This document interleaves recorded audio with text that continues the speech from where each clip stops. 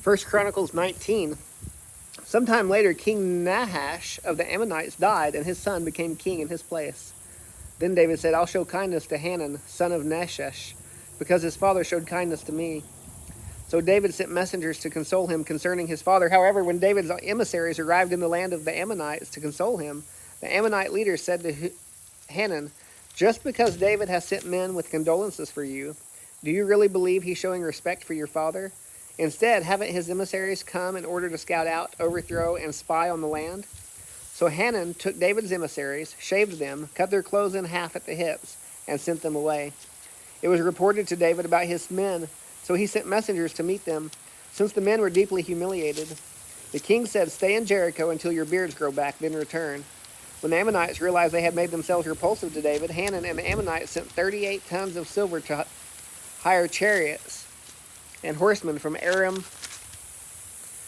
Naharaim, Aram Makkah, and Zobah. They hired 32,000 chariots, and the king of Makkah with his army, who came and camped near Medeba.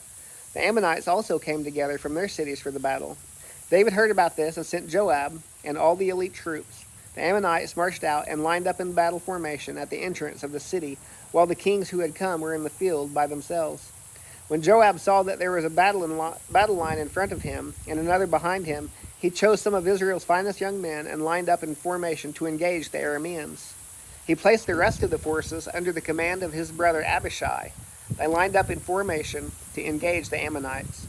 If the Arameans are too strong for me, Joab said, then you'll be my help. However, if the Ammonites are too strong for you, I'll help you. Be strong, let's prove ourselves for our people and for the cities of our God. May the Lord's will be done. Joab and the people with him approached the Arameans for battle, and they fled before him. When the Ammonites saw that the Arameans had fled, they likewise fled before Joab's brother Abishai and entered the city. Then Joab went to Jerusalem. When the Arameans realized that they had been defeated by Israel, they sent messengers to summon the Arameans who were beyond the Euphrates River. They were led by Shophak, the commander of Hadazer's army. When this was reported to David, he gathered all Israel and crossed the Jordan. He came up to the Arameans and lined up against them. When David lined up to engage them, they fought against him. But the Arameans fled before Israel, and David killed 7,000 of their charioteers and 40,000 foot soldiers. He also killed Shophak, commander of the army. When Hadadezer's subjects saw that they had been defeated by Israel, they made peace with David and became his subjects. After this, the Arameans were never willing to help the Ammonites again.